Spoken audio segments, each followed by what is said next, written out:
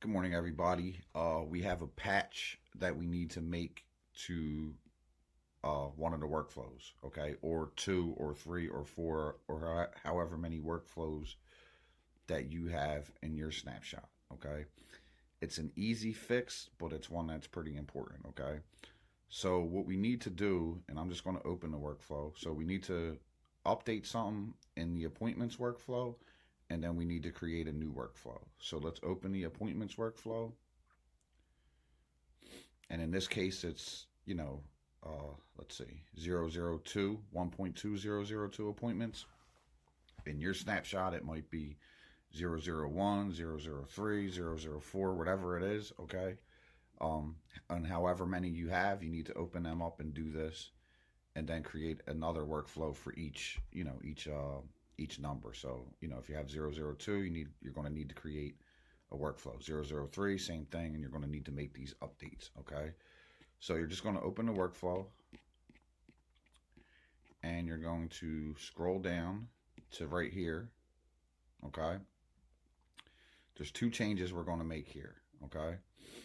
First thing we're going to do is open up this replied message conditional logic thing here, and we're going to just wait for it to load up here.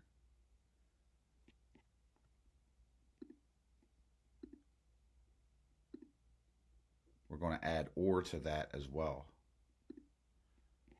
and select sorry about that, contact reply, replied message is 1.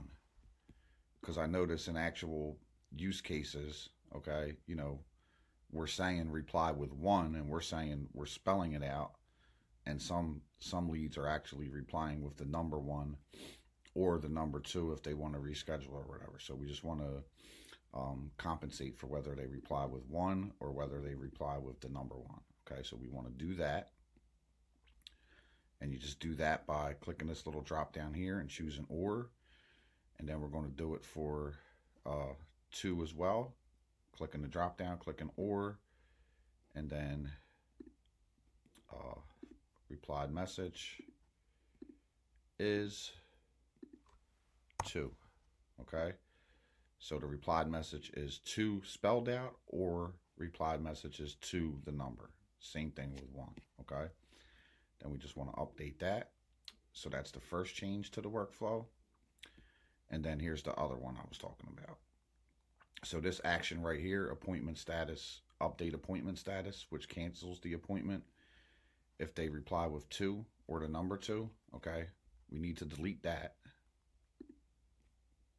So we're just going to delete that step outright, because if we don't delete it, okay, and they reply with 2, and then we send them the message to get them rescheduled, which if they reply to that, it's supposed to go to the rescheduling bot, okay?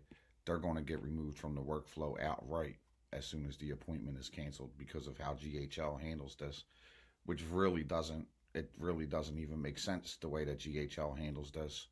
However, that's how they handle this. If when the appointment is canceled within the workflow that has an appointment trigger, and then the appointment gets canceled later on down in the workflow, GHL automatically removes the lead from the workflow, and they won't get sent, these go-to steps, and, none of that stuff will work. Okay, so we need to delete that action.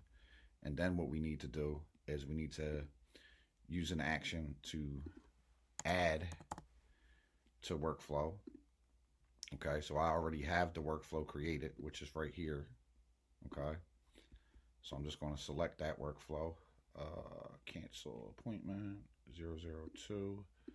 And again, like depending on which, 001, 02, 003, etc. Okay, you need to make sure that you're doing it for the corresponding, like naming convention that you have, or naming conventions that you have. Okay, and we're just going to give this a name that matches. Oops. Cancel appointment. Okay. Click save. Click save. Okay. So those are the two changes that you need to make to this workflow right here. Literally 30 seconds. Okay, it took me 5 minutes to explain it, but it shouldn't take you no more than 30 seconds to make those two changes. Okay, and then the new workflow that you need to create, and I would create the new workflow first so that you could just add them to the workflow, is a very simple workflow. Okay, it doesn't even have a trigger. It just starts with a condition. Okay, which is the tag.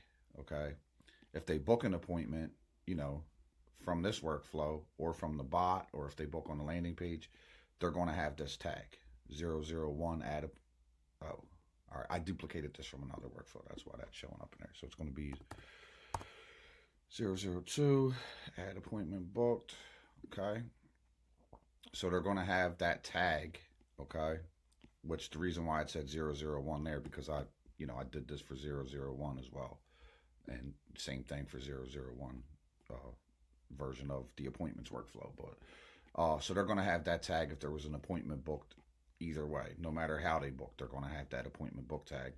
And the only reason I'm just using conditional logic here, which is, just an if-else condition, is just to keep things, granular. You know what I mean? Just to make sure there's no, make sure that we're canceling the appointment for the right lead. There's no mistakes or anything like that being made, okay? But, I mean, theoretically, you could just have a cancel appointment action, but, I'm just being a little tiny bit more, excuse me, granular there, and just, filtering it by them having the appointment, the 002 add appointment book tag. So we just need to create a workflow, and you can use a condition for the tag to check for the tag or not, okay? But your action, your main action, that's going to be what's going to be critical here is going to be cancel appointment, okay?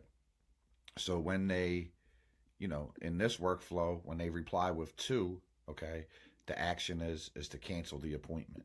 Or, excuse me, the action is to add them to the workflow that cancels the appointment, okay?